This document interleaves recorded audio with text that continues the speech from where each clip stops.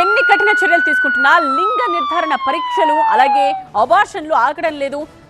ఉమ్మడి నల్గొండ జిల్లాలో లింగ నిర్ధారణ పరీక్షల అబార్షన్లకు అడ్డుకట్ట పట్టడం లేదు. పక్కా సమాచారంతో మిర్యాలగూడలోని ఒక ప్రైవేట్ ఆసుపత్రిలో జిల్లా వైద్యాధికారులు ఆకస్మిక తనిఖీలు చేశారు. సూర్యాపేట జిల్లా పెన్ పహాడ్ మండలానికి చెందిన ఒక మహిళకు మొదట కూతురు జన్మించింది. రెండోసారి కూడా ఆడ శిశువుగా లింగ నిర్ధారణ పరీక్షలో నిర్ధారించారు. దీంతో ఆ మహిళకు మిర్యాలగూడలోని ఆసుపత్రిలో అబార్షన్ కు ప్రయత్నిస్తున్నారనే సమాచారంతో నల్గొండ డిఎంహెచ్ఓ రాహుల్ ఆకస్మికంగా తనిఖీ చేశారు. మహిళ ఆరోగ్య పరిస్థితి, ఆసుపత్రికి రావడానికి గల కారణాలు, చికిత్స వివరాలపై ఆరా తీశారు. అదే సమయంలో ఆసుపత్రిలోని వైద్య రికార్డ్స్, చికిత్సా విధానాన్ని కూడా అధికారులు పరిశీలించారు. నిబంధనలకు విరుద్ధంగా ఆసుపత్రి యాజమాన్యం వ్యవహరించినట్టు విచారణలో తేలితే చట్ట ప్రకారం కఠిన చర్యలు తప్పవని డిఎంహెచ్ఓ హెచ్చరించారు.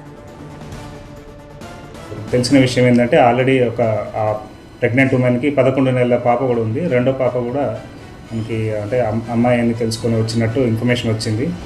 అదేవిధంగా 2-3 దగ్గరలో స్కానింగ్ రిపోర్ట్స్ కూడా వాళ్ళ దగ్గర ఉన్నాయి, చూశాము. అవన్నిటిని కూడా మేము స్కానింగ్ సెంటర్స్ మీద కూడా రేపటి నుంచి రైడింగ్ చేసేసి అది ఎందుకు జరిగిందనేది మేము తెలుసుకుంటాము. అయితే ఇది మనకి సూర్యాపేట డిఎంహెచ్ఓ గారికి మేము ఇన్ఫర్మేషన్ ఇవ్వడం జరిగింది. ఇటువంటి కేసు ఉంది. ఆ కేసు ప్రెగ్నెంట్ ఉమెన్కి వాళ్ళ ఫ్యామిలీ మెంబర్స్ అందరు కూడా కౌన్సిలింగ్ చేశాము. ఆ అమ్మాయికి ఎక్కడైనా అబార్షన్ చేయించినట్టు తెలిస్తే చట్టపరమైన చర్యలు తీసుకుంటామని కూడా వార్నింగ్ ఇచ్చి పంపించాము.